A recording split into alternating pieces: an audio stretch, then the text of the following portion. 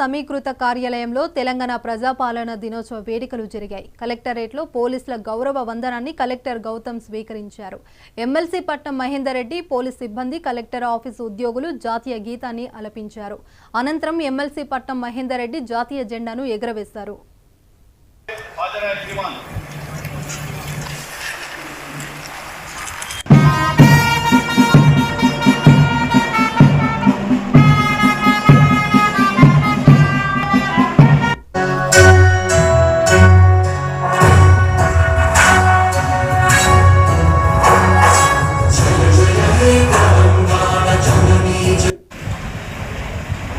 ఈ స్వేచ్ఛ స్వతంత్ర మన సొంతం కావడానికి ఎంతో మంది మానవులు అసమాన త్యాగాల ఫలితమే నేటి తెలంగాణ.